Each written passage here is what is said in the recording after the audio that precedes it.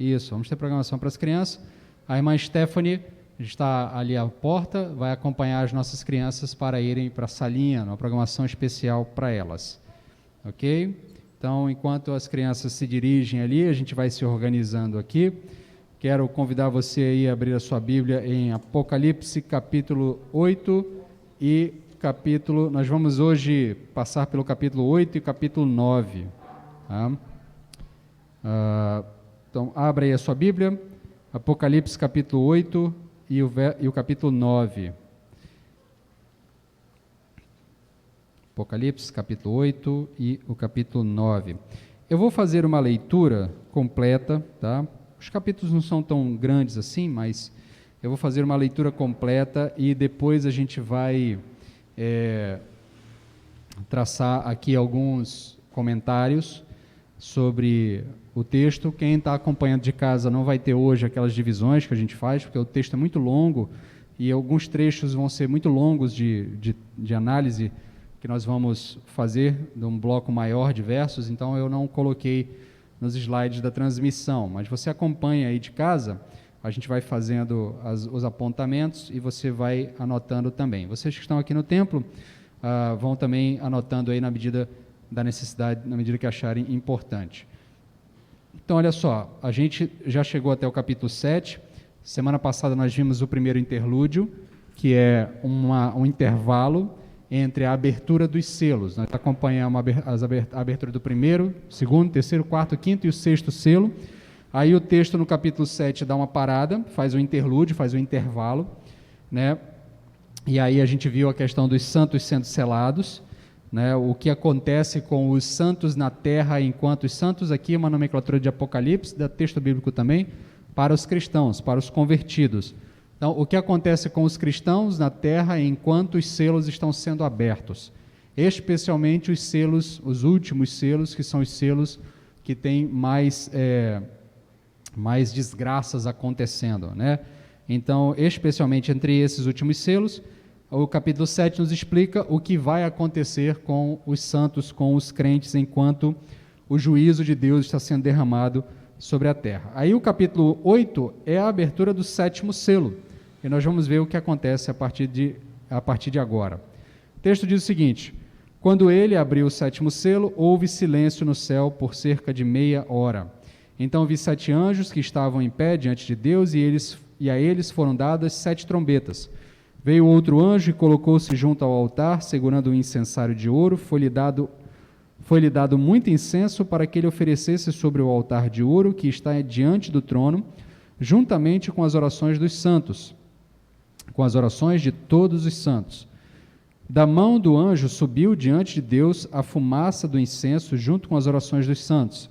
Em seguida, o anjo pegou o incensário, encheu-o com fogo do altar, lançou-o sobre a terra, e houve trovões, vozes, relâmpagos e terremoto. Então os 7 anjos que estavam com as 7 trombetas prepararam-se para tocar. O primeiro anjo tocou a sua trombeta, e foram lançadas na terra granizo e fogo misturado com sangue.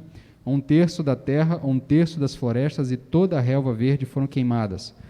E o segundo anjo tocou a sua trombeta e foi lançado no mar, algo como um grande monte em chamas, e 1/3 do mar transformou-se em sangue. 1/3 das criaturas do mar morreu, também foi destruído 1/3 dos navios. O terceiro anjo tocou a sua trombeta, e uma grande estrela queimando como se fosse uma tocha caiu do céu sobre 1/3 dos rios e sobre as fontes das águas. O nome da estrela era Absinto. 1/3 das águas tornou-se um abismo, e muitos homens morreram. 1/3 das águas tornou-se em absinto, e muitos homens morreram por causa das águas, pois haviam se tornado amargas. 1/4 anjo tocou a sua trombeta, e foram feridas 1/3 do sol, 1/3 da lua, 1/3 das estrelas, para que 1/3 delas se escurecesse e 1/3 do dia não brilhasse, assim como também 1/3 da noite. Então olhei e ouvi uma águia voando pelo meio do céu, dizendo em alta voz: ai, ai, ai dos que habitam na terra, por causa dos toques das trombetas dos 3 anjos que ainda vão tocar. O quinto anjo tocou a sua trombeta. Oi? Opa. Oi? Ok. O quinto anjo tocou a sua trombeta e viu uma estrela que havia caído do céu sobre a terra, e foi-lhe dada a chave do poço do abismo. Quando ele abriu o poço do abismo, subiu fumaça do poço, como uma fumaça de uma grande fornalha. Então o sol e o céu escureceram como a fumaça do poço. Da fumaça saíram gafanhotos sobre a terra, e foi-lhes dado poder como os de escorpiões da terra. A eles foram dadas ordens para que não causassem dano à vegetação da terra, nem à plantação ou à árvore alguma, mas somente aos que não tivessem o selo de Deus na testa. Foi-lhes permitido que atormentassem durante 5 meses, sem os matar. A dor causada por eles era como a de picada de um escorpião. Naqueles dias os homens buscarão a morte, mas não encontrarão, desejarão morrer, mas a morte fugirá deles. Os gafanhotos eram parecidos com cavalos aparelhados para a guerra. Tinham sobre a cabeça coroas douradas, e o rosto deles era como o rosto de um humano. Tinham cabelos como de mulher e dentes como de leão. Tinham couraças como couraças de ferro, e o som de suas asas era com muitas carruagens e cavalos correndo para o combate. Tinham caudas com ferrões semelhantes a dos escorpiões. Na cauda estava o seu poder por causa do tormento, para causar tormento aos homens durante 5 meses. Tinha um rei sobre eles, o anjo do abismo, cujo nome em hebraico era Apollon e em grego Apolion. O primeiro ai passou, e depois disso 2 ais ainda virão. O sexto anjo tocou a sua trombeta e ouviu uma voz que vinha dos 4 pontas do altar de ouro que estavam diante de Deus, o qual dizia o sexto anjo que estava com a trombeta: solta os 4 anjos que estão presos junto ao grande rio Eufrates. Então os 4 anjos que haviam sido preparados para aquela hora, dia, mês, ano, foram soltos a fim de matar a terça parte dos homens. Vai trocar o microfone? Como é que é? Dá o verde lá. Tá. E aí muta esse lá, tá? Oi, som. Tá. Onde eu parei? 16, né? Isso. O número do exército, então vamos lá no 15, né? Então os 4 anjos que haviam sido preparados para aquela hora, dia, mês e ano foram soltos a fim de matar a terça parte dos homens. O número dos exércitos dos cavaleiros era de 200 milhões, conforme o número que eu vi. Assim eram os cavaleiros que vi nesta visão. Seus cavaleiros tinham couraças de fogo, de jacinto, de enxofre. A cabeça dos cavalos era como a de um leão, e da sua boca saía fogo, fumaça e enxofre. A terça parte dos homens foi morta por essas 3 pragas, isto é, pelo fogo, pela fumaça e pelo enxofre que lhe saía da boca. Pois o poder dos cavalos estava na boca e na cauda, porque a cauda deles era semelhante à de uma serpente, e nela havia cabeças com as quais causavam danos. Os outros homens que não foram mortos por essas pragas não se arrependeram das obras de suas mãos, não deixaram de adorar os demônios, nem os ídolos de ouro, de prata, de bronze, de pedra e de madeira, os que não podem ver, nem ouvir, nem andar. Também nem se arrependeram dos seus homicídios, nem das suas feitiçarias, nem da sua prostituição, nem de seus furtos. Que o Senhor tenha misericórdia de nós e fale conosco nessa noite por meio da sua palavra. Meus queridos, deixar aqui a Bíblia aberta, que eu talvez precise voltar a ela em algum momento. Nós estamos acompanhando a abertura dos selos. Nós vimos que o primeiro verso diz que o 7º selo se abriu e um silêncio se fez, e em seguida nós entramos em uma nova sessão. Essa sessão é a sessão das 7 trombetas. A gente já tem comentado que daqui até o capítulo 18, mais ou menos, a gente vai ver uma sequência de juízos que são lançados por Deus. Os juízos são representados pelos selos, pelas trombetas e pelas taças. Existe uma discussão entre os teólogos, os intérpretes de Apocalipse, se esses são 7 juízos diferentes uns dos outros. Nós teríamos 7 juízos dos 7 selos, 7 juízos das 7 trombetas e 7 juízos das 7 taças. Ou se esses 7 juízos são os mesmos 7 juízos que estão sendo recapitulados.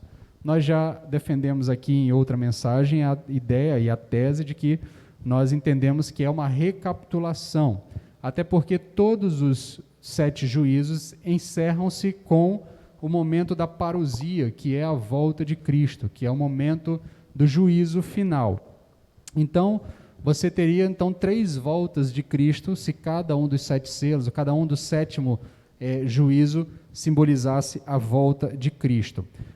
A gente vai perceber que há também uma certa semelhança entre eles. Nós vamos ver que aquela mesma sequência, 4, 3 ou 4, 2 e 1, né? 4 selos semelhantes, 4 taças semelhantes, 4 trombetas semelhantes, depois eu tenho 2 semelhantes, 2 selos semelhantes, 2 taças, 2 trombetas semelhantes e 2 taças semelhantes, e sempre a 7ª separada. Então, existe alguns indícios que nos levam a entender que isso é uma espécie de recapitulação.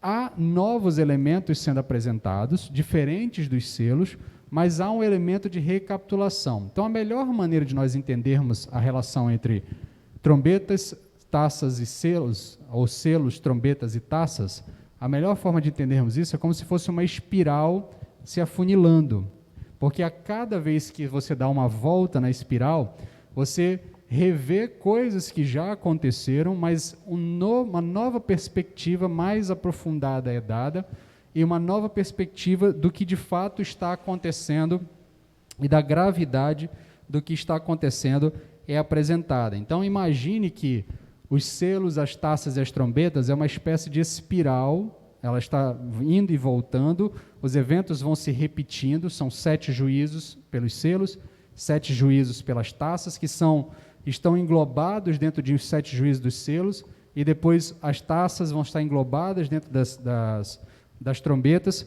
tudo formando um grande momento de juízo. Deus tem reservado para o mundo juízo. Deus está aplicando o seu juízo ao mundo. E o seu juízo é manifesto ao mundo por meio de selos, trombetas e taças. Essa é a simbologia que nós encontramos no livro. Então, essa nova sessão que começa agora no capítulo 8, ela vai até o capítulo 11. Nós vamos ver as taças sendo, ou melhor, os selos sendo, as trombetas sendo tocadas, as consequências do que está acontecendo, preparando para lá no capítulo 11 entrarmos num novo interlúdio. Nós vamos entrar num novo intervalo, aí vamos ver as taças, depois então a gente vai ver o que acontece com o povo de Deus ao longo dessa história toda. Então, você vai acompanhando aí, tentando me acompanhar aqui, na medida que eu ficar muito confuso e muito complexo, você me procura depois do culto, que a gente tenta tirar as dúvidas para facilitar a sua vida. Então, nós vamos entrar agora numa nova etapa, vamos ver as trombetas, nós vamos ver todas hoje, os 2 capítulos. A gente não vai se ater muito aos detalhes, eu vou explicar melhor, vou explicar de uma forma geral os detalhes mais para frente, mas eu quero que você preste atenção em alguns elementos muito importantes que estão nesse texto. Qual é a perspectiva que você tem que ter agora? Enquanto os selos foram abertos no céu, qual é a visão que João está tendo? Ele está no céu, diante do trono, na sala do trono, e o Cordeiro começa a abrir os selos. Então, a perspectiva de João está toda no mundo celeste, tá? No ambiente celeste. Ele vai vendo os cavalos saindo, ele vai vendo os cavaleiros, ele vai vendo os eventos a partir de uma perspectiva celeste, ele vai vendo as almas dos santos no céu, diante do trono de Deus, ele vai vendo tudo de uma perspectiva celeste. No capítulo anterior, ele é trazido para ver o que está acontecendo com o povo de Deus na terra, enquanto os juízos estão sendo deflagrados do céu. Agora, ele vai ver os juízos sendo deflagrados na terra, porque o foco agora é para a terra. Você vai ver que o tempo todo a trombeta toca e algo é lançado na terra. Então, os olhos de João não estão mais no céu, estão na terra. Tá? Ele olha para os eventos que estão acontecendo na terra. E no meio dessa confusão, uma pergunta que o ouvinte faria é: e nós? O que vai acontecer com a gente? A gente sabe que nós estamos selados, mas como é que a gente vai lidar com essa confusão? O que a igreja vai fazer ao longo dessa confusão? E nós vamos ver ao longo das próximas 3 mensagens, dessa e das próximas 2, tá? Nós vamos ver o que a igreja faz enquanto, vou usar uma expressão aqui, me perdoem, enquanto o caos está tomando conta do mundo. Tá? Enquanto o fogo está descendo do céu, enquanto o juízo está acontecendo, o que a igreja faz? Hoje nós vamos ver que a igreja primeiro ora. Esse é o ponto inicial. A primeira ação da igreja é a oração. Nas próximas 2 mensagens a gente vai ver o que mais a igreja deve fazer enquanto isso acontece. Por isso nós vamos agora focar no como a igreja deve se comportar ao longo desses juízos a partir da perspectiva terrena. Então, verso 1, nós temos a abertura do 7º selo, né? E aí você percebe que o texto diz que tem um silêncio no céu, né? Houve um silêncio por cerca de meia hora. Existem discussões sobre a questão do silêncio, o que ele significa, mas 2 elementos são bem fáceis de perceber. Primeiro, que esse silêncio é uma aparente expectativa do que está para acontecer. Imagina que a cena, João viu o primeiro selo sendo aberto, segundo, terceiro, quarto, quinto, sexto. O 6º selo foi aquele caos danado, e aí está todo mundo atento para ver o que vai acontecer quando o 7º selo se abrir. O 7º selo se abre, então faz-se um silêncio. O que vai acontecer agora? Então existe um silêncio de expectativa. Ao mesmo tempo, nós vamos ver que os eventos que vão acontecendo ali nos demonstram que há também um elemento litúrgico no céu. Aparentemente, um momento litúrgico está se organizando ali. O texto continua dizendo que um anjo vai entrar, né, um 8º anjo. Nós vamos ver que tem mais 7 anjos, mas tem um anjo separado, um 8º anjo. Esse anjo vem com um incensário na mão. Ele vem com um incensário e ele recebe incenso, recebe muito incenso. E ele vai até um altar que está diante do trono. E nesse altar, ele então derrama o incenso sobre o conteúdo do incensário, e o texto nos diz que o conteúdo do incensário é a oração de todos os santos. Então, o que acontece? Nós estamos vendo, na perspectiva celeste, que o povo de Deus está orando na terra, enquanto os juízos de Deus estão sendo derramados sobre a terra. O povo de Deus está orando, e agora Deus vai responder essa oração. O 7º selo abre as 7 trombetas com a resposta de Deus à oração dos santos. Então existe uma expectativa silenciosa pelo juízo definitivo de Deus e um silêncio litúrgico diante desse incenso que é a oração dos santos, que vai ser apresentado diante de Deus. O texto continua dizendo no verso 2 que você tem ali um elemento litúrgico, esse anjo se prostra diante de Deus, ele se coloca diante de Deus. Ele, então, derrama o incenso sobre as orações dos santos. A gente já viu lá para frente, lá no comecinho, que a oração dos santos em Apocalipse é chamada de incenso.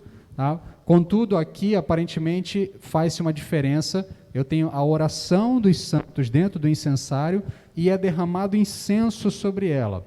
Uma perspectiva que nos leva a entender que é diferente é porque essas orações elas têm um caráter de orações imprecatórias. Você sabe o que é uma oração imprecatória? Uma oração imprecatória é aquela oração por justiça. É normalmente uma oração suja. É uma oração que está preocupada em buscar de Deus uma resposta dura ao mal que foi impetrado àquela pessoa. Se você for lá aos Salmos, você vai ver alguns salmos imprecatórios. O que acontece naqueles salmos? O povo de Deus que foi violentado, que foi expulso da sua terra, que foi humilhado, que foi morto, que foi muitas vezes injustiçado, pede a Deus justiça, e muitas vezes a justiça é bem cruenta. O salmista muitas vezes pede que Deus, que os seus inimigos tenham suas cabeças esmagadas contra a pedra, que seus filhos sofram pelo mal que eles fizeram. Então há um elemento de busca por justiça, há um elemento de busca por uma resposta dura de Deus à altura do mal que foi empregado, que foi feito contra essas pessoas. Então, esse anjo com o incensário, nos versos 3 e 4, ele derrama esse incenso diante do altar de Deus, ele joga o incenso dentro do incensário. Se você já viu um incensário alguma vez, você sabe que existem brasas ali, você derrama o incenso sobre as brasas, então o ar, né, o cheiro, né, se levanta por causa do incenso que está sendo jogado em cima das brasas quentes ali. Então, o anjo derrama o incenso sobre as orações dos santos, e aqui tem um elemento talvez de vamos chamar aqui de uma tentativa de melhorar o cheiro dessas orações, porque as orações elas estão cheias de desejo por justiça e muitas vezes elas vêm sujas diante de Deus. A gente vai ver lá nas aplicações que isso não é problema, o texto não diz que isso é problema. O texto entende que o povo de Deus que está sofrendo enquanto o juízo acontece, especialmente porque nós vimos lá nos selos que os santos são martirizados durante o juízo de Deus, os santos estão sendo martirizados durante o juízo de Deus, os santos que estão na terra também estão clamando por justiça, assim como os santos que estão diante do trono estavam clamando por justiça a Deus, para que Deus trouxesse justiça aos seus algozes. Então, o texto nos apresenta que esse incenso sobe até as narinas de Deus, sobe até a presença de Deus. Deus aparentemente se agrada dessa oração e responde. O ato seguinte é a resposta de Deus. O anjo, então, encerrado aquele ato litúrgico, ele pega as brasas que estão dentro do incensário e lança sobre a terra.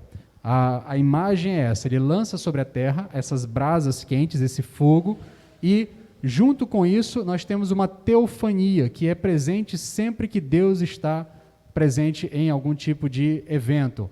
Nós temos trovões, vozes, terremotos e nós temos relâmpagos também. Quando a gente vai lá para o Sinai, quando Deus está lá no alto do monte, o que o povo vê? Trovões, vozes, relâmpagos e terremoto. Então, é uma manifestação de que Deus respondeu à oração dos santos. Os santos, então, responderam Deus respondeu à oração dos santos. Na oração modelo, lá em Mateus 6,10, o famoso Pai Nosso, Jesus ensina os discípulos a orar. Em um determinado momento ele diz o seguinte: quando vocês orarem, vocês vão fazer isso, isso, isso, isso, e lá nas palavras que ele está ensinando, ele diz o seguinte, numa parte da oração, a oração contém: venha a nós o teu reino, seja feita a tua vontade, assim na terra como no céu.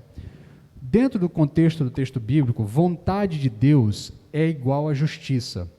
Quando nós clamamos por justiça, nós estamos clamando pela vontade de Deus, porque a vontade de Deus é justa, a vontade de Deus é a verdadeira justiça. Então, Jesus Cristo já ensinou os seus discípulos a clamarem por justiça. Quando nós clamamos por justiça, clamamos pela vontade de Deus, pelo reino de Deus, e pela que a vontade de Deus seja feita na terra como é feita no céu, nós estamos expressando o desejo de que Deus traga juízo sobre a terra, de que Deus traga a justiça sobre a terra. E nesse momento nós percebemos que o desejo dos crentes na terra é semelhante ao desejo dos anjos no céu, porque o anjo está ali amando de Deus, obviamente, mas o anjo está ali para executar a vontade de Deus, que é lançar juízo sobre a terra. Eles estão também na expectativa de que os céus, onde Deus já reina plenamente, onde a sua vontade é feita plenamente, se encontre com a terra caída e traga o reino de Deus para a terra e que traga também justiça e juízo para a terra. Então, a vontade do povo de Deus é que seja feita a vontade de Deus, tanto na terra quanto no céu. Nós vamos ver ao longo da mensagem que essa oração que Jesus nos ensinou, ela vai parecendo como um paralelo ao longo de tudo isso. O tempo todo eu quero que você guarde na sua memória: venha a nós o teu reino, seja feita a tua vontade, assim na terra como nos céus. Essa é basicamente as orações que estão dentro do incensário. É o povo de Deus pedindo que venha a nós o teu reino, seja feita a tua vontade, assim na terra como no céu. Então o verso 5 e 6 nos traz a resposta celestial. Deus ouve a oração do povo, e aqui não tem como a gente fugir de paralelos com o Êxodo. Eu já falei para os irmãos que Apocalipse tem inúmeros paralelos com o Êxodo, e aqui as 7 trombetas têm muitos paralelos com o Êxodo. Vários eventos que vão acontecendo ao longo das trombetas, especialmente das 4 primeiras trombetas, tem muito a ver com as 10 pragas que aconteceram no Egito. Porque a trombeta, e aqui é um ponto interessante, nós temos selos, taças e trombetas, tá? E cada uma delas nos mostra uma expectativa diferente, uma perspectiva diferente dos juízos de Deus. O selo nos diz que a vontade de Deus está guardada e ela tem que ser executada por aquele que é digno de executar a vontade de Deus. Então, a vontade de Deus estava guardada no livro, o Cordeiro se apresenta como digno e ele pode então abrir o livro para que a vontade de Deus seja conhecida. Nós vimos lá atrás que o livro contém o juízo de Deus para todos nós, para toda a terra, a vontade de Deus para toda a terra. E a trombeta, ela está associada com anúncio. Então, a trombeta, ela tem a ver com anúncio. Nós vamos ver que todas as 7 trombetas estão associadas com uma espécie de alerta ao mundo. Prestem atenção, algo está acontecendo e vocês precisam responder ao que está acontecendo, caso contrário, vocês sofrerão as consequências eternas. As taças, nós veremos que elas diferem, porque a taça tem a sensação de juízo definitivo. Porque quando eu tenho uma taça na mão, se eu derramo o líquido dela, não há mais volta. A trombeta, eu estou tocando para anunciar alguma coisa, o selo está guardando alguma coisa, mas a taça, quando é derramada, não há mais volta. O líquido que está dentro dela já foi derramado, não tem como eu retornar ele para dentro da taça. Então, nós temos esses 3 aspectos diferenciando: selos, trombetas e taças.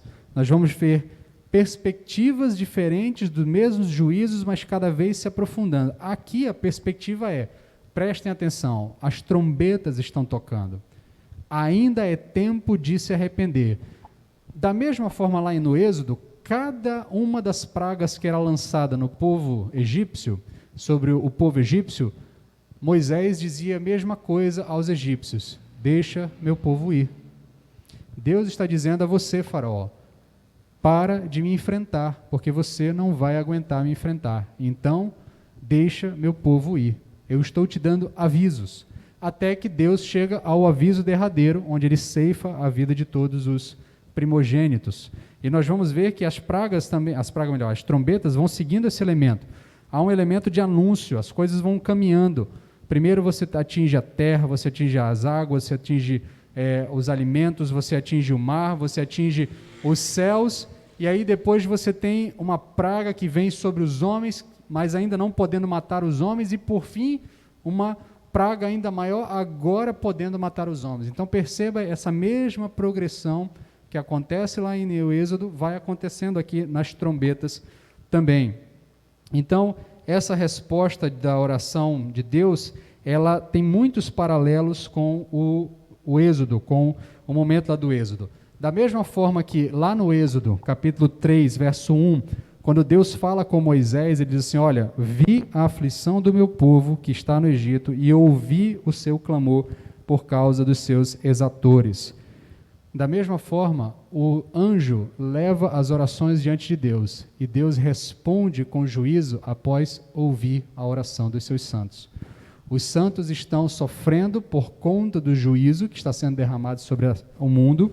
O povo não está sofrendo o juízo, porque nós sabemos que os santos estão selados, então o juízo não é para os santos, mas os santos estão sofrendo as consequências do juízo. Nós vamos ver que a fauna é afetada, a flora é afetada, as águas são afetadas, os astros são afetados, e os ímpios ficam revoltados e se voltam contra os cristãos, contra o povo de Deus. Então nós percebemos que o povo está sofrendo, enquanto Deus está trazendo juízo, e o povo pede então o que a Deus? Venha a nós o teu reino, seja feita a tua vontade, assim na terra como no céu.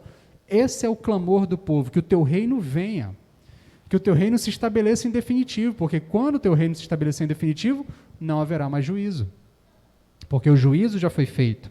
Então, nós vamos percebendo aqui que há uma relação direta entre o Êxodo e essas trombetas que vão sendo tocadas. Aí do verso 7 ao verso 12, do capítulo 8 ainda, as 4 primeiras trombetas são tocadas. E esse juízo, ele encontra paralelos com o juízo das pragas no Egito, como eu falei para os irmãos anteriormente. Como ele tem um caráter de alerta, nós vamos ver que há uma forte alerta da parte de Deus. Não confiem em absolutamente nada, confiem apenas em mim. No mundo antigo, os deuses romanos e gregos e os deuses pagãos, de uma forma geral, estão sempre ligados a elementos da natureza. Da mesma forma como os deuses egípcios também estavam ligados a elementos da natureza. No mundo moderno, nós não temos mais tanta ligação com deuses ou divindades ligadas à natureza, mas nós estamos muito ligados aos recursos da natureza.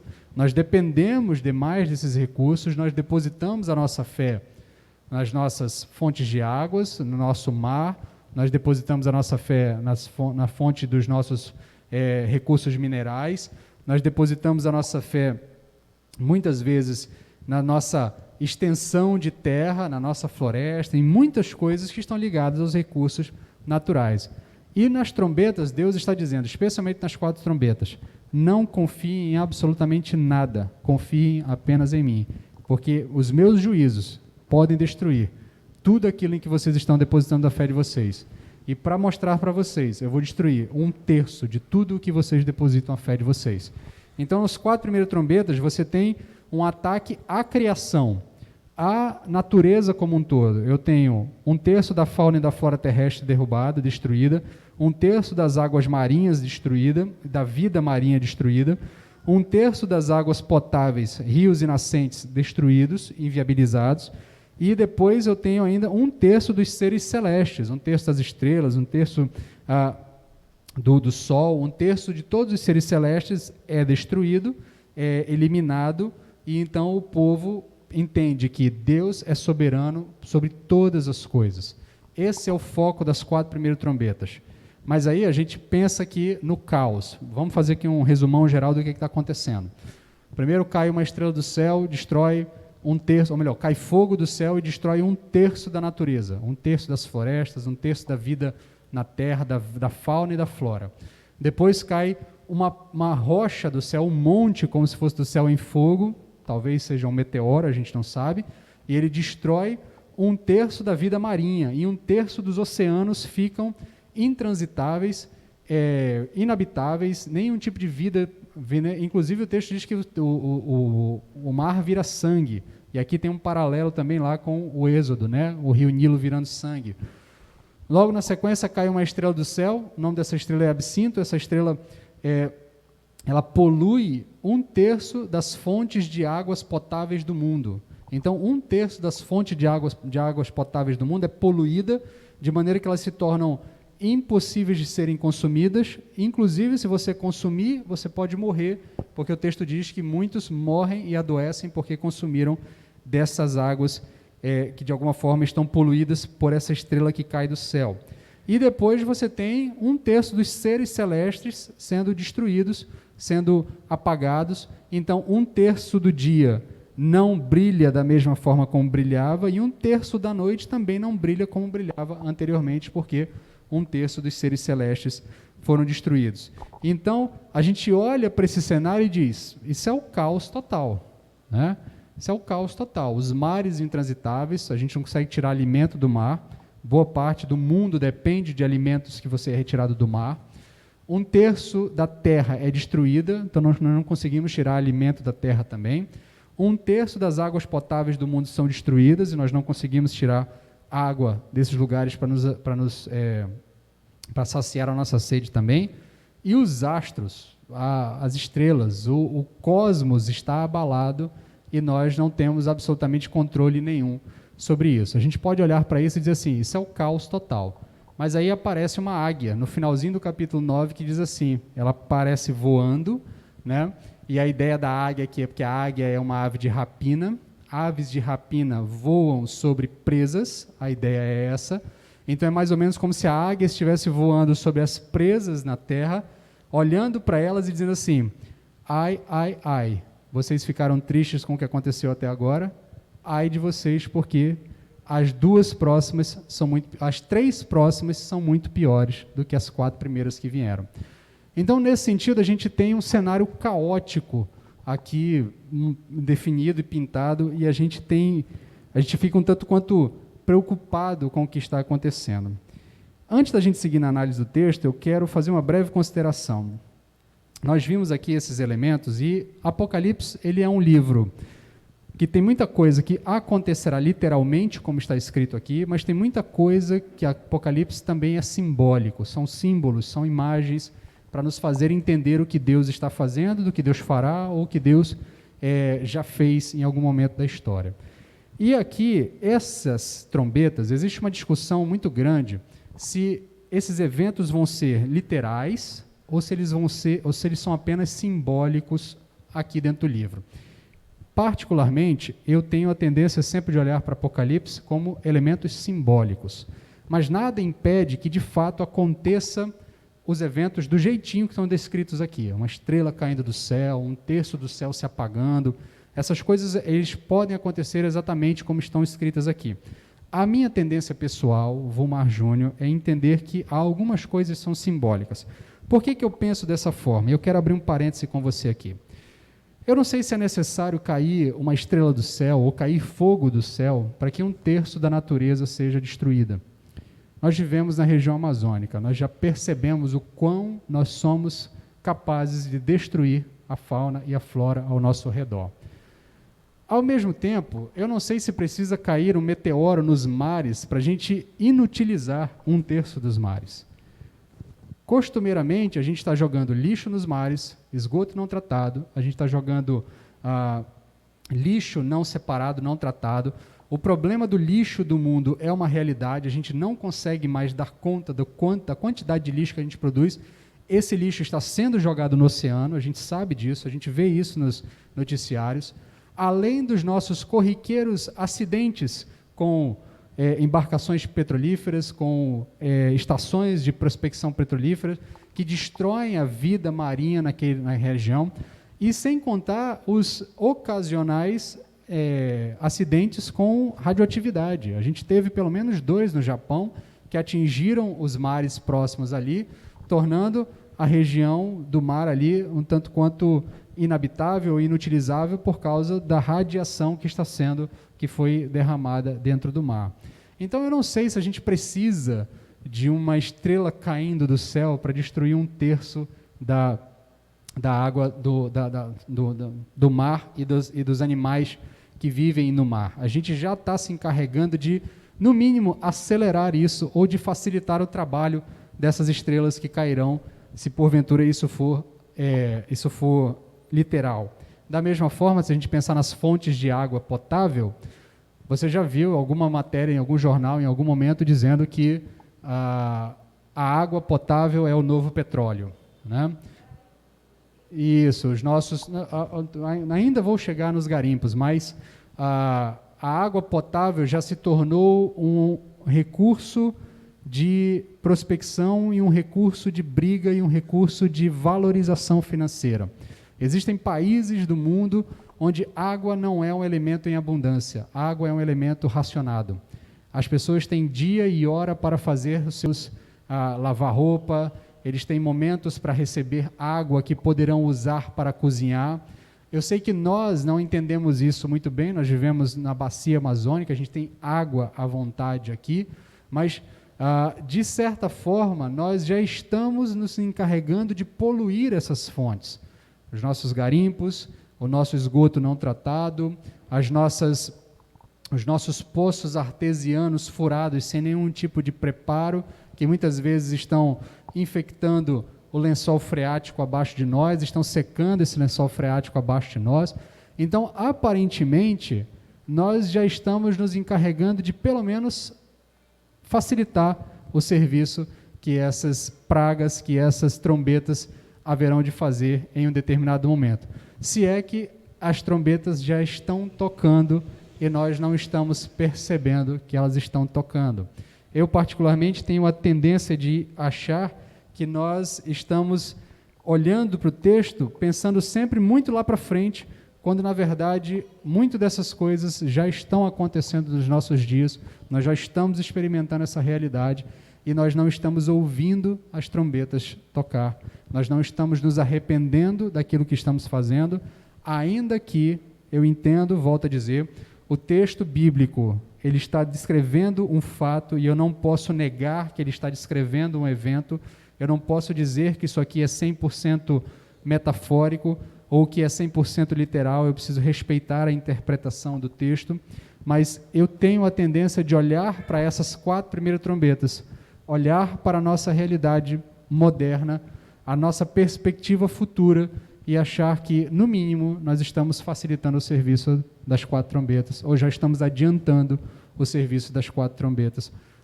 nos encarregando de destruir 1/3 das águas, 1/3 do mar, 1/3 da terra, 1/3 de todas as nossas fontes de alimentos, da nossa fonte de subsistência.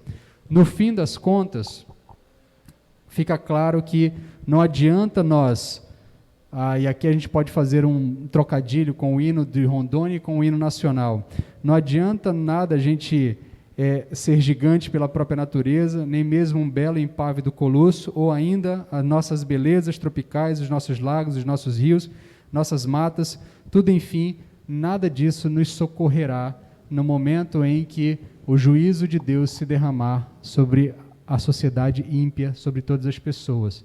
E eu tenho a sensação de que, de alguma forma, a sociedade humana já está acelerando esse processo, já está se adiantando nesse processo, e nós já estamos experimentando as trombetas em nossos dias. Porque, no fim das contas, a nós só vai caber, mais uma vez, pedir: venha a nós o teu reino, seja feita a tua vontade, assim na terra como no céu. Aí o capítulo 9 abre e nós temos a 5ª trombeta. A Águia já adiantou que as próximas 3 trombetas são as piores, são aterradoras. E aqui nós temos um quadro que é digno de filmes de terror, que é digno de filmes de monstros, filmes hollywoodianos, que nos trazem aqui uma sensação de que, se destruir 1/3 da criação, 1/3 das fontes de recursos naturais, não era suficiente para criar o caos no mundo, nós temos agora ainda aqui um caos maior ainda a ser anunciado pela 5ª trombeta. A Águia, então, adiantou, e aí a 5ª trombeta, a 5ª e a 6ª trombeta demonstra quem está por trás do comportamento destrutivo humano, do comportamento errático humano. Vai mostrar um pouco de quem está por trás de tudo isso e qual é a intenção deles em relação aos seus adoradores ou aos seus seguidores. Essa descrição que nos é feita, ela é deveras aterradora, e é interessante que lá no final a gente vai ver que, mesmo depois desse caos visível que vai aparecer diante dos seres humanos, ainda assim não haverá arrependimento no coração das pessoas que vão experimentar todas essas coisas. Aí, no verso 1 do capítulo 6, nós temos aqui um ponto de interesse, um ponto de discussão bastante importante para nós, inclusive, definirmos coisas para o restante do livro. O texto nos diz que uma estrela caída do céu, uma estrela que havia caído do céu, que havia caído do céu sobre a terra, recebeu uma chave dos céus, ele recebe uma chave do poço do abismo. Ele então abre esse poço do abismo, e do poço do abismo se levantam criaturas horrendas, se levantam criaturas medonhas, criaturas aterradoras. 2 dúvidas surgem aqui. Primeiro, quem é essa estrela? E a segunda é, o que é esse abismo? Tá? Então vamos por partes aqui. Quem é a estrela? O livro de Apocalipse já nos informou que estrelas são anjos. Tá? Dentro do contexto do livro, nós já vimos lá para frente que as 7 estrelas são os 7 anjos das igrejas. Lá atrás, nos primeiros capítulos, nós vimos isso. Então, dentro da nomenclatura apocalíptica, dentro do vocabulário do livro de Apocalipse, estrela é sinônimo de anjo. Tá? Esse é o padrão.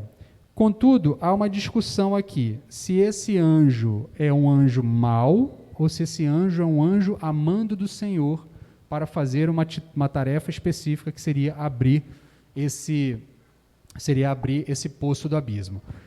A discussão é porque, quando se fala que esse anjo havia caído do céu, em outro momento nós vimos que outras coisas caíram do céu e nem por isso eram anjos maus. Outras estrelas caíram do céu, nem por isso eram anjos maus.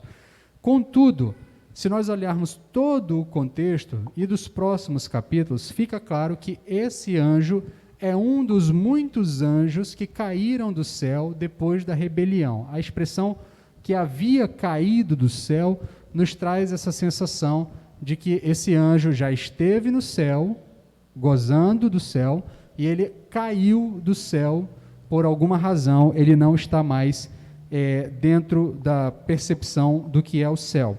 E aí é óbvio que nos vem à mente, nos vem a ideia de que esse anjo é um anjo mau, um anjo caído, e provavelmente ele é Satanás. O texto não chama ele de Satanás, o texto não nos aponta, mas muito provavelmente é uma referência a Satanás aqui. É dado a ele, então, a chave desse abismo. Então, nós primeiros vamos... ainda interpretando o anjo, né, interpretando quem é esse anjo, o que nos leva a essa percepção? Quais são os textos bíblicos que nos levam a essa interpretação? Em Apocalipse 12, capítulo 12, versos 7 e 9, o texto diz que o dragão, aí dragão sim é Satanás, o texto vai chamar o dragão de Satanás, diz que o dragão e os seus anjos foram expulsos do céu para a terra. Então, lá na frente, nós vamos ver que o dragão foi expulso do céu para a terra com os seus anjos. Em Lucas 10, capítulo 18, Jesus vai dizer bem assim: eu via Satanás caindo do céu como um relâmpago. Jesus está ali num momento de visão profética, tá? A gente vai estudar melhor esse texto mais lá para frente, quando formos estudar esse trecho aqui do capítulo 12, nós vamos voltar a esse texto de Lucas 18 para ver a ligação deles, mas o fato é que o contexto de Lucas e de Apocalipse 12 nos dão a ideia de que essa estrela que caiu do céu, que havia caído do céu, é Satanás, porque até agora Satanás ainda não foi apresentado no texto. Ele ainda não foi apresentado. Ele aparece aqui com uma espécie de aparição especial, tá? Mas esse personagem, Satanás, ainda não foi apresentado dentro do texto de Apocalipse. Ele vai ser apresentado lá no capítulo 12. Mas então, essas duas interpretações, esses dois textos, nos ajudam a entender que essa estrela que havia caído do céu, muito provavelmente, é Satanás. E a ele é dado uma chave de um lugar chamado Poço do Abismo. E o que seria esse Poço do Abismo? O abismo, dentro da nomenclatura bíblica, dentro do vocabulário bíblico, é uma referência para duas coisas. Em primeiro lugar, dos mortos. Nós temos muitos textos que dizem que o abismo é o lugar dos mortos. E uma outra referência muito forte, e que vai aparecer em alguns textos do Novo Testamento, é que esse lugar chamado abismo é a prisão dos espíritos maus. Então, Lucas 8:31, 2 Pedro 2:4 e Judas 6 são textos que nos dizem que existe um lugar onde os espíritos maus estão aprisionados ou serão aprisionados, e esse lugar é chamado de abismo. Lucas 8:31 é a passagem da expulsão do demônio do rapaz do Gadareno. Você conhece aquela história? O rapaz que vivia nu pela cidade. Aí vai depender da sua versão bíblica. Uns chamam de Gadareno, outros de Genezareno. São três nomenclaturas diferentes. Mas o fato é que esse rapaz vivia atormentado, ele estava dominado por uma legião de demônios. Ele andava nu pela cidade, gritando, acorrentado. É uma imagem bem grotesca. E Jesus Cristo, quando se encontra com esse jovem, ele está ali na região de Decápolis, quando ele se encontra com esse jovem, os demônios correm até a presença de Jesus e dizem assim: Filho do homem, não nos lance no abismo. Eles pedem para não serem lançados no abismo.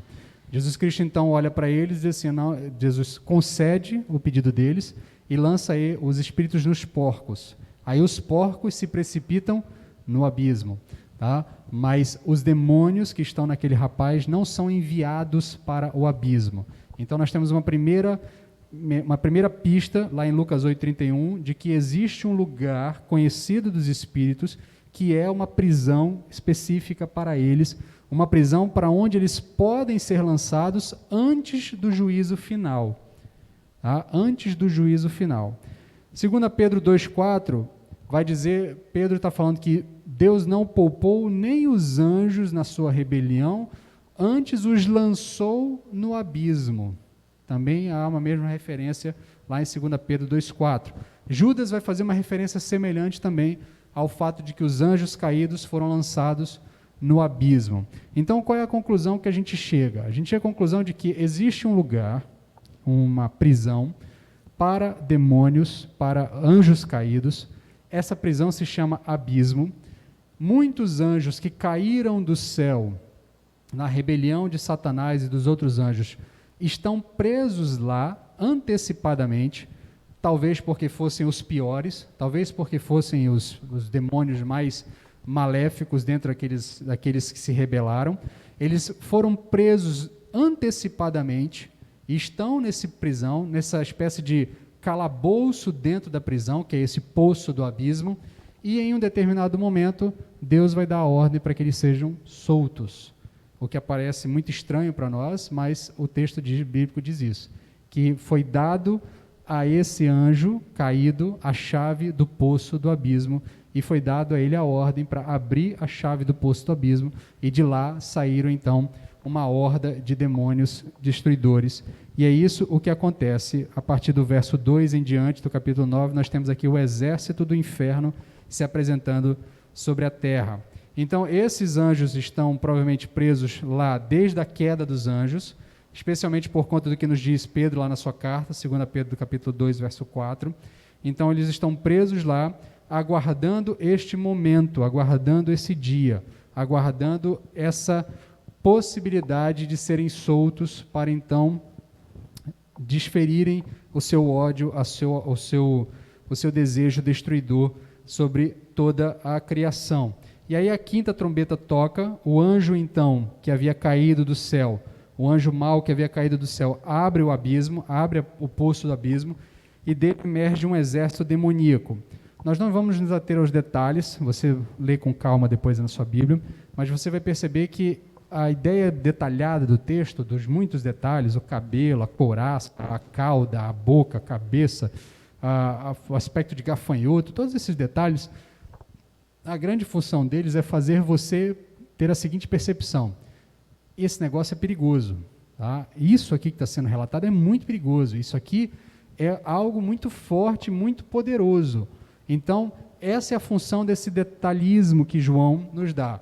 Tem gente que tenta interpretar, dizer que é uma espécie de um exército, porque eles têm cara de gafanhoto, né? Eles têm parecem gafanhotos, têm caudas como de escorpião, e o andar deles parece uma tropa de cavalos andando. Aí tem algumas interpretações que dizem, inclusive, que isso aqui, na verdade, é um esquadrão de helicópteros que estão passando, porque os helicópteros têm aquela cara, parece um gafanhoto, que o barulho que eles fazem, né, do helicóptero parece cavalos andando, e aí tem gente que diz isso. O problema é que se Jesus Cristo voltar quando os helicópteros tiverem sido substituídos por outro tipo de equipamento, aí a gente fica sem a opção. Então, o ponto aqui não é tentar entender o que são esses elementos aqui, é perceber que é perigoso. O texto está querendo dizer o seguinte: esses aqui não são demônios como os outros demônios que a gente conhece. Esses aqui são piores do que aqueles que a gente já se deparou em algum momento. Aí aqui, o importante também é notar que eles não agem por vontade própria, que eles não agem segundo a agenda deles. Eles agem segundo uma agenda divina. Eles agem para fazer a vontade de Deus, porque perceba, o tempo todo o texto diz: foi-lhes dado, foi-lhes dado, foi-lhes dado, lhes foi permitido, foi-lhes dado. Então, foi-lhes dado poder, não foi-lhes dado permissão para causar dano à vegetação, foi-lhes dado permissão para atormentar, não foi-lhes permitido matar, foi-lhes dado um prazo para a sua ação. Então, do verso 3 até o verso 10, nós vemos o tempo todo que a ação desses demônios é controlada. Deus está dizendo até onde eles podem ir e o que eles podem fazer. Nada é feito à revelia da vontade de Deus. E aqui é interessante perceber que no meio do caos, Deus continua no controle sobre todas as coisas. O caos é controlado por Deus. Deus não conhece o caos. Inclusive, o que para nós parece ser o caos, o que para nós parece ser algo incontrolável, Deus está no controle de todas as coisas. Deus continua determinando o limite para todos, inclusive para demônios. E aqui é interessante que Lutero costumava dizer que Satanás, inclusive Satanás, na verdade a expressão que ele usa é diabo, ele diz que inclusive o diabo é o diabo de Deus. Ele só faz aquilo que Deus permite, ele só faz aquilo que Deus deseja. O plano de Deus é soberano, é maior sobre todas as coisas e nada foge ao seu controle. Então nós percebemos aqui que duas coisas ficam claras nessa primeira etapa aqui, até o verso 6. A soberania de Deus, inclusive sobre o mal imposto pelo próprio mal, e que Deus deseja que todos se arrependam, para tanto ele contém o mal para que os incrédulos tenham a chance de se arrepender. Porque Deus está contendo o mal para que as pessoas possam ouvir as trombetas e possam encontrar arrependimento, possam encontrar a possibilidade de arrependimento. Finaliza aqui dizendo sobre esse exército que eles aparentemente são organizados, tá? Eles têm um líder, o texto diz que esse líder chama-se Abaddon ou Apollyon, traduzindo, seja do hebraico ou seja do grego, isso quer dizer destruição, tá? Então, aparentemente eles são organizados, e esse líder não é Satanás, o líder é esse personagem aqui, o Abaddon ou Apollyon, embora a gente saiba que Satanás tem uma proeminência e uma liderança entre todos os anjos caídos, entre todos os demônios que atuam ainda. Do verso 13 até o verso 21, nós temos a sexta trombeta. A gente sabe que a quinta e a sexta trombeta estão muito ligadas. Na sexta trombeta, o juízo se intensifica. Tá? Então, antes, os demônios não podiam matar. Agora, eles podem matar. Se até antes eles tinham um prazo de 5 meses para atormentar as pessoas, para atormentar aqueles que não têm a marca de Deus, agora eles têm liberdade para atormentar e matar. Os 5 meses aqui, mais uma vez, é a ideia de controle, é a ideia de prazo. Deus está no controle, eles não têm liberdade para fazer o que quiserem pelo tempo que quiserem. Eles farão o que Deus permitir eles fazer pelo tempo que Deus permitir eles fazer. Essa é a ideia dos 5 meses. Não necessariamente que os 5 meses sejam literais. É possível que os 5 meses sejam literais? Mas ao que tudo indica, assim como aquela prisão lá atrás, que a igreja seria lançada, prisão de 10 dias, não era uma prisão literal, mas a ideia de um prazo determinado, um prazo curto, né? A mesma coisa nós temos aqui. 5 meses nos traz a ideia de um prazo curto, um prazo determinado por Deus. Então, fica claro que agora esses anjos que haviam autorização, que haviam autoridade até um limite, lhes é dado um pouco mais de liberdade, e essa liberdade é agora, inclusive, sobre a vida daqueles que eles têm a possibilidade de atormentar. O texto continua dizendo, traz uma nova detalhação sobre esse exército, diz que é um exército de 200 milhões, aí traz novos detalhes sobre esse exército, essa horda, que antes era uma horda de gafanhoto, agora é uma cavalaria demoníaca, né? Eles continuam caminhando ainda dentro de um limite dado por Deus, contudo, agora esse limite foi um pouquinho mais alargado, Deus permitiu um pouco mais de maldade sendo desferida contra aqueles que não têm a marca do Senhor, o juízo de Deus continua se voltando contra essas pessoas. E aí o final vai nos dizer que 1/3 da humanidade que não tinha a marca de Deus na testa vai ser ceifada por esses anjos, por esses monstros, por esses demônios. Então, essa leitura que a gente faz, se a gente fizer uma leitura inicial desse texto, a gente podia ficar tanto quanto extasiado com a maldade que está sendo relatada aqui. E uma leitura desapercebida chegaria à seguinte conclusão: bem, o que precisava ser feito para as pessoas acordarem foi feito.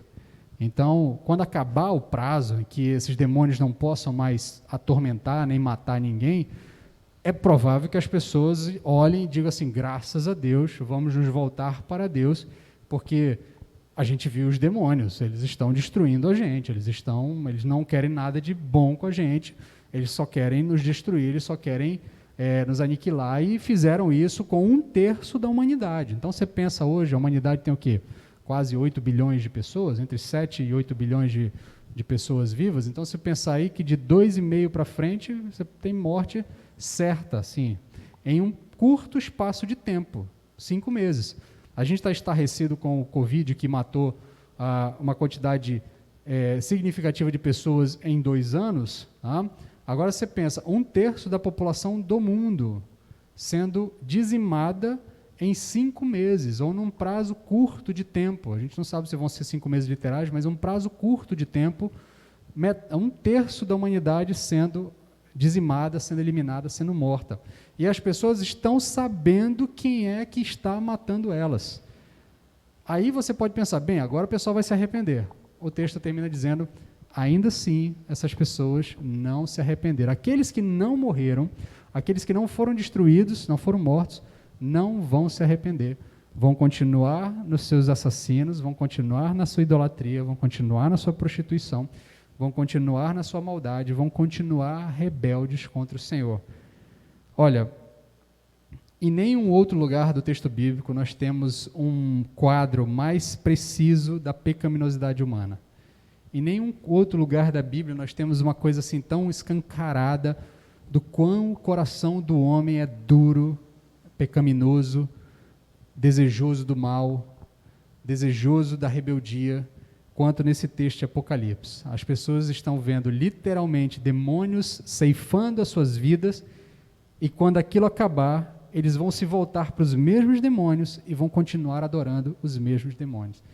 Essa é uma parte do texto que eu lendo e estudando, disse assim, esse negócio é incompreensível, é inadmissível. É o que me faz também querer abrir um novo parêntese aqui, assim como eu fiz lá no final das 4 trombetas. Eu tenho a sensação de que a gente já experimenta isso de alguma forma. Porque se você prestar atenção, por exemplo, vamos pegar uma questão.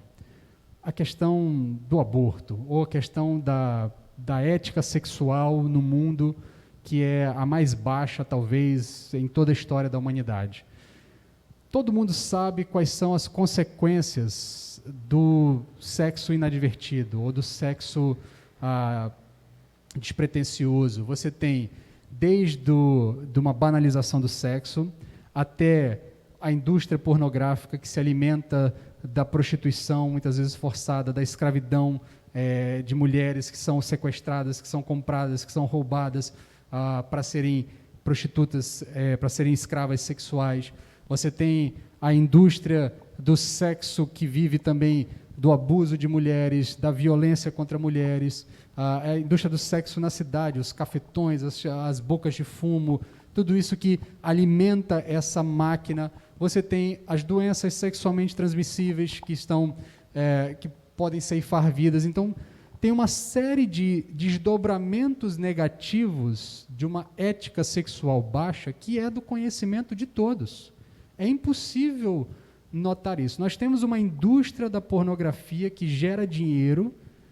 Durante toda a pandemia, a única indústria que não sentiu abalo foi a indústria da pornografia. Entendeu? Ela continuou ganhando a mesma quantidade de dinheiro que ganhava antes, inclusive tendo um aumento da quantidade de dinheiro que ganhava antes. A indústria da pornografia continua alimentando as mesmas coisas, ela está ligada ao tráfico, ela está ligada à morte, ela está ligada a sequestro, ela está ligada à escravidão, ela está ligada a uma série de eventos, e o mundo continua glamorizando essas coisas, o mundo continua desejando que cada vez mais nós tenhamos menos barreiras para uma ética sexual cada vez mais frouxa, mais aberta, que nós tenhamos cada vez menos conservadorismo e cada vez mais uma frouxidão. Então me dá a sensação de que os demônios que estão por trás dessas coisas já estão nos matando, e ainda assim nós estamos olhando para eles e dando louvores e agradecendo a eles e querendo nos manter adorando eles. É impressionante se você olhar também, por exemplo, para a questão das drogas. A gente sabe todos os desdobramentos negativos do consumo de drogas, isso aí é óbvio, é claro. Basta você conversar com qualquer pessoa que já foi viciada ou qualquer outro tipo de vício, mas ainda assim, ao invés de nós discutirmos meios de reprimir o uso de drogas de maneira mais eficaz, sem tanta violência, sem tantas mortes, sem tanta truculência, sem tanta violência desenfreada por parte das forças de polícia, que é a grande discussão, em vez de nós procurarmos outros meios de reprimirmos com mais eficácia e mais eficiência, qual é a pauta do dia? A legalização. Qual é a resposta que nós encontramos para esse problema? Não, vamos legalizar, vamos taxar, vamos ganhar tributos em cima disso, e vamos deixar as pessoas continuarem morrendo. Vamos deixar as pessoas continuarem se destruindo pelo consumo de diversos tipos de entorpecentes, mas porque agora vai ter um selinho da Anvisa, então vai estar tudo resolvido. Porque agora você vai poder processar o laboratório, porque agora você vai poder pedir para o seu médico prescrever, e se ele prescrever e você morrer de overdose, a sua família vai poder processar ele. Então, nós não procuramos solução para o problema, nós procuramos agravar o problema. Isso me dá a sensação, quando eu olho para esse texto, de que nós continuamos sendo mortos pelos demônios que estão por trás de tudo isso, e ainda assim nós estamos desejosos de continuar ligados a eles. nós não nos arrependemos, nós não procuramos uma vida que seja mais próxima da vontade de Deus, nós não nos voltamos para Deus, nós não queremos saber de Deus. A humanidade cada vez mais está coração endurecido, coração petrificado, o que nos faz perceber que Jesus Cristo, obviamente, sempre tem razão nas suas palavras, mas que as palavras dele estão cada vez mais próximas de nós. Jesus Cristo diz que quando o Filho do Homem voltar à Terra, será que ele vai encontrar fé? Será que ele vai encontrar uma humanidade com um mínimo de percepção da devoção em relação a Deus? Não, pelo contrário, nós estamos cada vez mais endurecidos, cada vez menos fervorosos, cada vez mais distantes de Deus. Então me dá a sensação de que talvez a gente não precise que demônios estejam caminhando pelas ruas, ceifando as nossas vidas, invadindo as nossas casas e matando as pessoas em praça pública.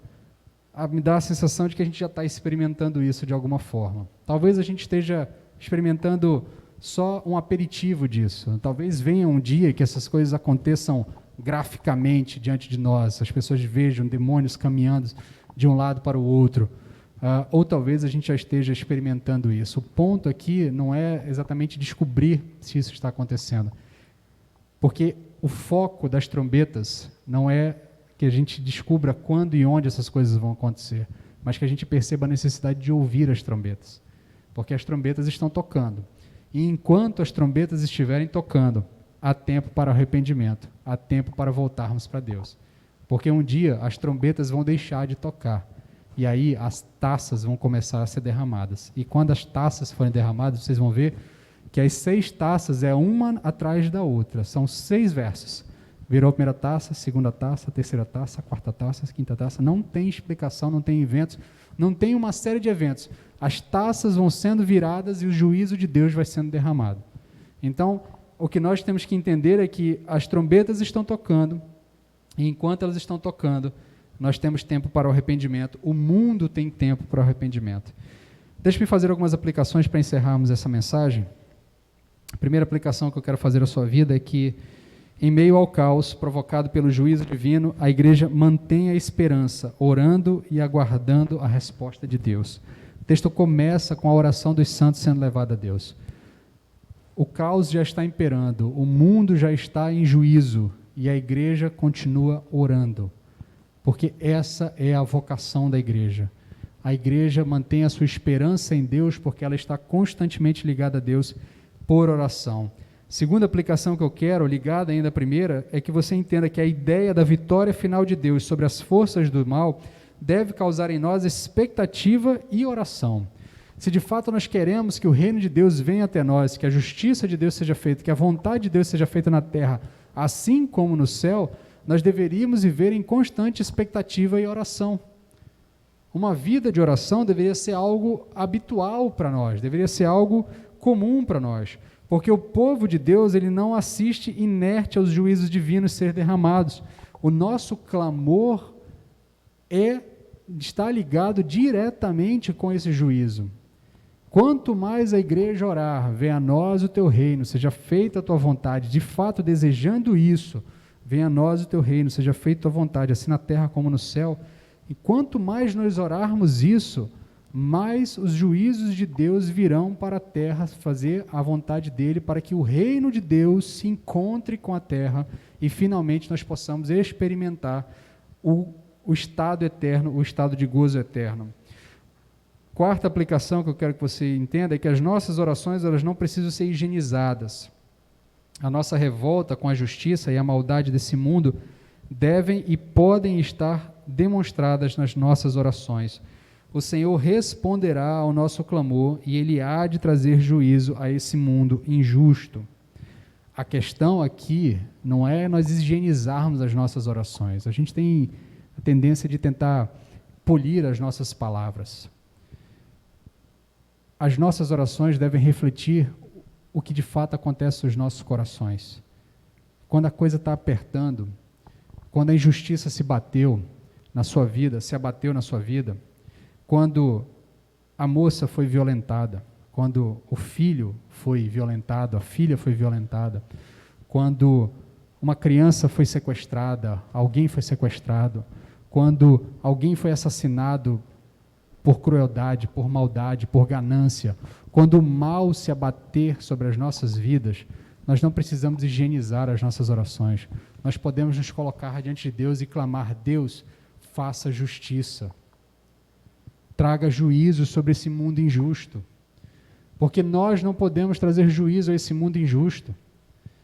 A vingança pertence ao Senhor, e um dia todo o mal será punido.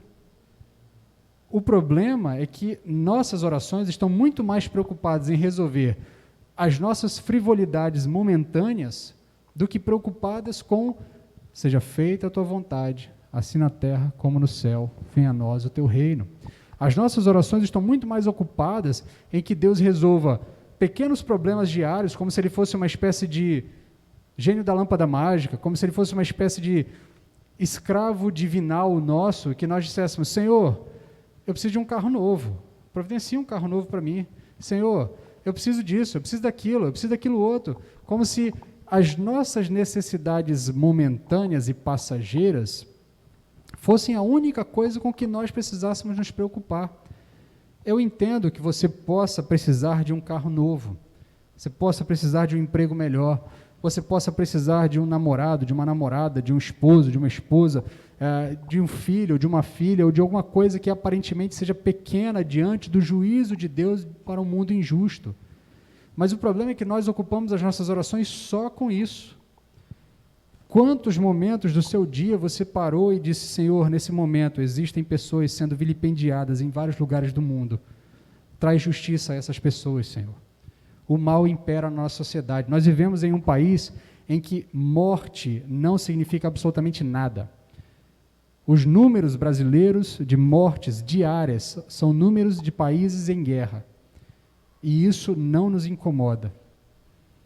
A igreja não está de joelho tentando orar, pedir a Deus para trazer justiça a esse país, mas a igreja está tentando orar para que Deus eleja os nossos representantes evangélicos, para que a igreja evangélica seja protegida do avanço maléfico das forças que estão tentando destruir a família cristã, a moral e os bons costumes.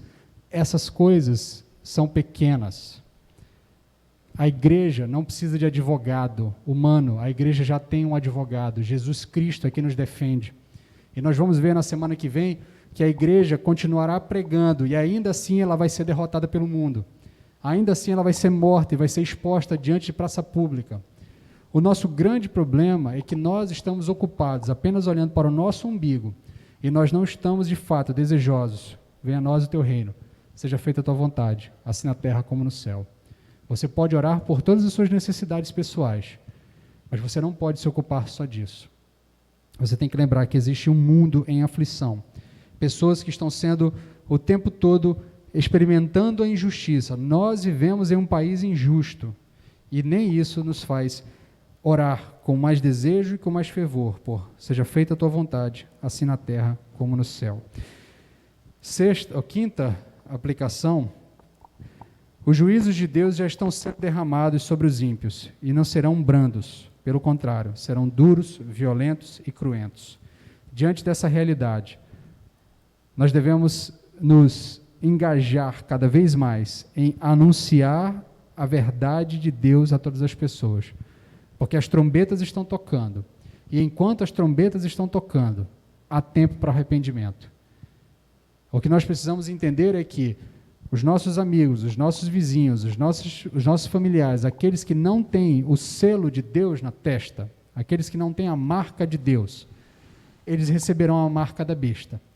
E aqueles que receberem a marca da besta, eles serão açoitados, ou melhor, eles serão perseguidos, atormentados e mortos pelas hordas malignas que Deus há de soltar sobre a terra, para trazer o seu juízo.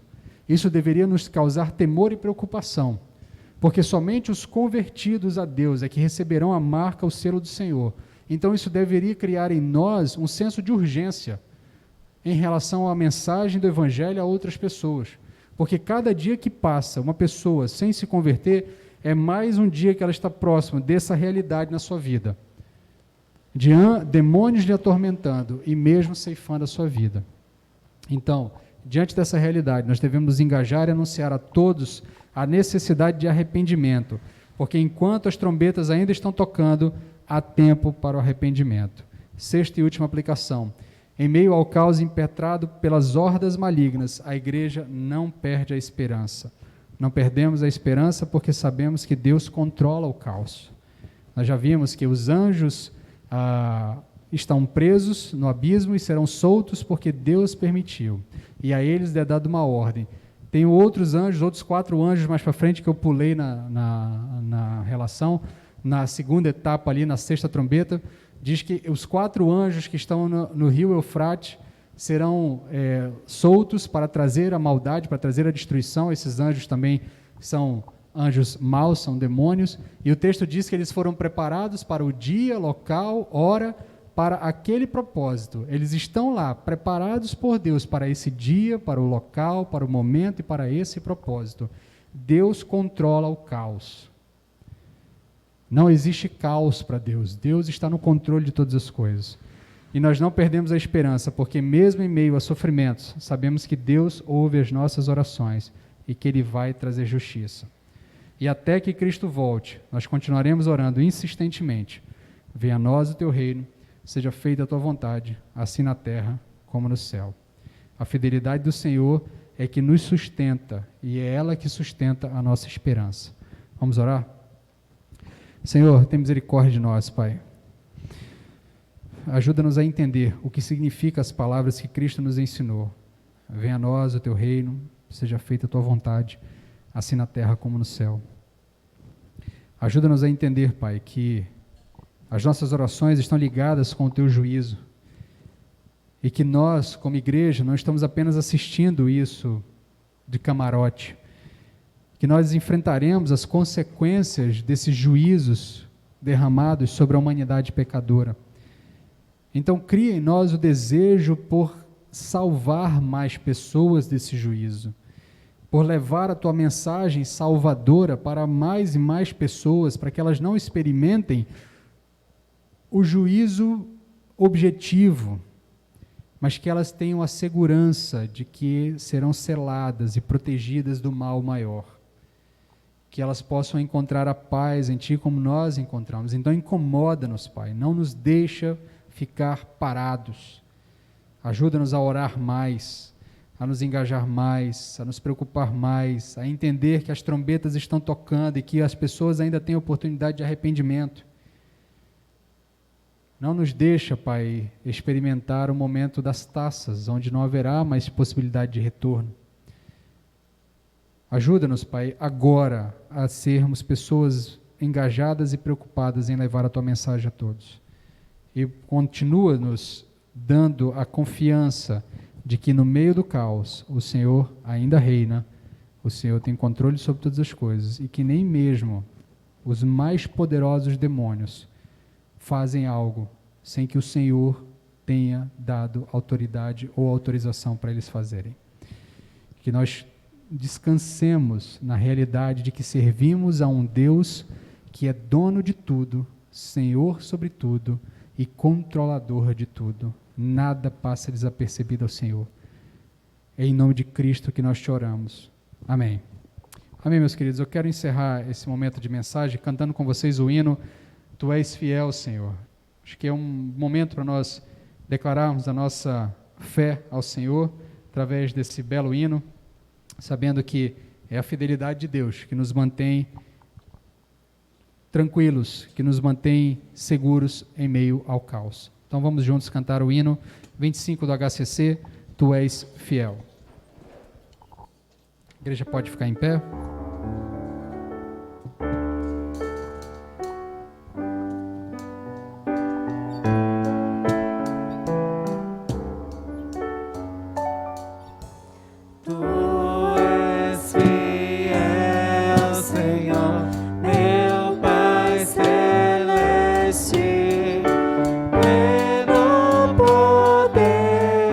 Teus filhos dará.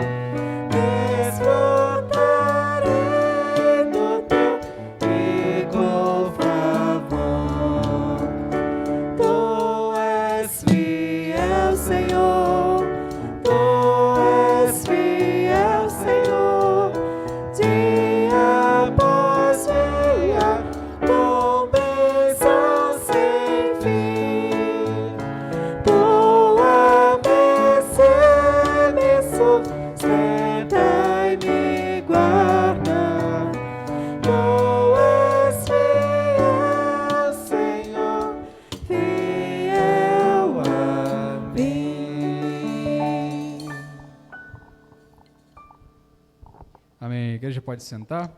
Temos alguns avisos finais aqui, as nossas atividades. Nossa programação, tá? Culto de oração presencial, quarta-feira. Convido você a estar conosco a partir das 19 horas. Nós nos reunimos por 1 hora para orarmos juntos, para auxiliarmos os nossos irmãos nas suas batalhas pessoais, nas suas dificuldades e, obviamente, juntos clamarmos para que seja feita a vontade de Deus, assim na terra como no céu, que o juízo de Deus, que o reino de Deus venha até nós, aprendermos a orar juntos. Então, convido você a estar conosco, quarta-feira, às 19 horas, presencialmente aqui. Escola Bíblica, domingo que vem já é agosto, não é isso? Domingo que vem já é agosto, né? Então, vamos corrigir aqui, domingo que vem a gente retorna às 9 horas, tá? 9 da manhã, então EBD, 9 da manhã. A gente vai continuar ainda com direto nas salas, mas a gente começa às 9 e a gente vai ter presencial, obviamente, tá? E também ainda teremos, talvez ainda por mais 1 ou 2 domingos, transmissão pelo YouTube. Depois a gente vai só gravar e disponibilizar posteriormente a aula, tá? Mas então, a partir do próximo domingo, 9 da manhã, presencialmente aqui na igreja, ainda vai ter alguma transmissão pelo YouTube nesse domingo, talvez até no próximo, mas aí depois a gente vai caminhar aí para só gravação e colocar no YouTube posteriormente, para que os irmãos sintam-se estimulados a participar presencialmente, certo?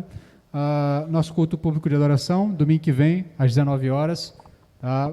Presencial e por YouTube também. A gente também vai caminhar nessa tendência aí de nos próximos domingos aí, talvez ao longo de agosto, mais tardar setembro, só disponibilizar a gravação posterior, não mais disponibilizar a transmissão ao vivo. A gente vai ainda trabalhar ainda isso aí ao longo do próximo domingo, mas domingo que vem, às 19 horas, ainda assim, presencial e transmissão pelo YouTube. Deixe-me terminar aqui fazendo novamente um apelo aos membros da igreja, à membresia da nossa igreja. Nós precisamos de ajuda, tá, meus irmãos? Eu preciso da ajuda dos irmãos, eu preciso de ajuda para a recepção, eu preciso de ajuda para o berçário, para o culto infantil, a irmã Stephanie, a Anne também precisam de auxílio para o culto infantil. Então, as pessoas da igreja, os membros da igreja que se sentirem tocados ou ainda assim não sentirem nenhum toque espiritual, não acontecer nada de extraordinário, engaje-se. Você é parte dessa igreja, você precisa se envolver com as atividades. Esse recado é para os meus irmãos que estão presentes, esse recado também é para os irmãos que estão em casa, tá? Precisamos da ajuda dos irmãos para a recepção, para auxiliar aqui os irmãos na recepção, também no berçário e culto infantil. Precisamos restaurar também, retomar também as nossas classes de EBD. Então, professores de EBD, professores que eram professores adolescentes, as crianças, dos juniores, nós precisamos que as pessoas retornem às atividades para que essas classes, esse público também seja atendido. Conto com o auxílio dos irmãos, conto com a ajuda dos irmãos, tá, para que nós possamos, o mais breve, voltar às atividades normais da nossa igreja. Volto a insistir mais uma vez, todos os protocolos de segurança que são tidos em todos os lugares que os irmãos frequentam estão sendo tomados aqui na igreja. A não ser que você, de fato, tenha ficado enclausurado durante esse tempo todo na sua casa para se proteger do Covid, mas se você já foi ao supermercado, foi ao shopping, foi a uma loja, foi ao trabalho, qualquer ambiente que você tenha ido, nenhum dos protocolos que são aplicados lá, ou melhor, nada de diferente que é aplicado lá não está sendo aplicado aqui. Todos os protocolos que estão sendo aplicados em todos os lugares, nós estamos aplicando aqui. Você estará seguro em participar conosco. Então, vença a letargia, vença o medo, vença essa acomodação e participe das atividades presencialmente. Tá? Volto a dizer aos irmãos, nós precisamos da ajuda dos irmãos para voltar a todas as atividades da igreja. Então, feito mais uma vez esse apelo, peço que os irmãos ao longo da semana me procurem pelo WhatsApp da igreja ou mesmo lá no grupo da igreja, se prontificando, se disponibilizando para assumir essas tarefas, recepção, berçário, culto infantil, classes de EBD, adolescentes, crianças e juniores. Precisamos do auxílio dos irmãos para essas atividades da igreja. Convido a igreja a ficar em pé para encerrarmos esse culto, fazendo uma última oração, tá? Pedindo a bênção de Deus para a nossa semana. Senhor, que o amor de Deus, o nosso Pai, que a graça de Cristo Jesus e as consolações do Teu Santo Espírito estejam com o povo de Deus presencialmente aqui e espalhado pela face da terra, hoje e até a Tua volta, em nome de Cristo. Amém. Amém, meus irmãos? Vamos em paz aos nossos lares, que Deus nos abençoe e nos guarde.